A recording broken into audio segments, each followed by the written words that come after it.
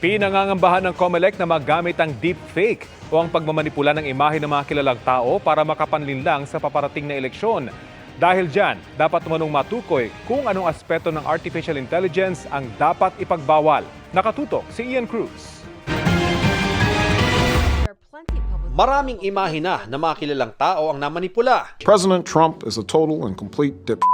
Akalaing sila nagsasalita pero hindi pala. Moving forward, we need to be more vigilant with what we trust from the internet. Ang mga tinatawag na deepfake video na ito, pinangangambahang magamit para makapanlinlang ngayong paparating na eleksyon. Kaya si COMELEC Chairman George Garcia sumulat na sa COMELEC Unbank para talakayin ang ukol sa paggamit ng artificial intelligence at deepfakes ngayong eleksyon. Sa kampanya, kinakailangan makatotohanan. Yun nga yung ating purpose. Paano mo liligawan ng mga mamamayan na pag magpapakatotoo ka kung gagamit ka ng iba't ibang pamamaraan na hindi pala ikaw yun? Artificial intelligence, yung deepfakes.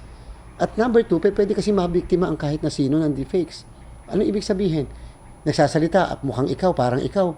Kahit ikaw, magdududa, ako yata nga yun. Pero sa pandawan hindi pala ikaw yun. So, hindi ba napaka-dangerous nun? Ayon pa sa pinuno ng COMELEC, kailangan malaman anong aspeto ng artificial intelligence at deepfakes ang ipagbabawal, lalo't malinaw na mapanganib umano ang ilang aspeto ng mga ito. Presidente nga natin, nabiktima ng deepfake, di ba?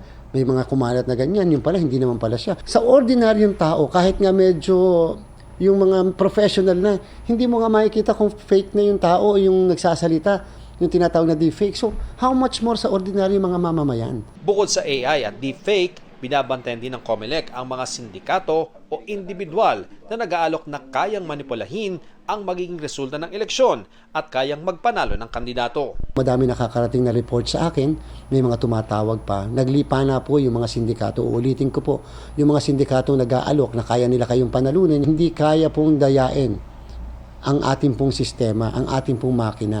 Wala pong katotohanan yung may contact daw sa COMELEC. Contact si Chairman Garcia. Contact ang ITD ng COMELEC. May kausap sa Miro System. Hindi po makatotohanan.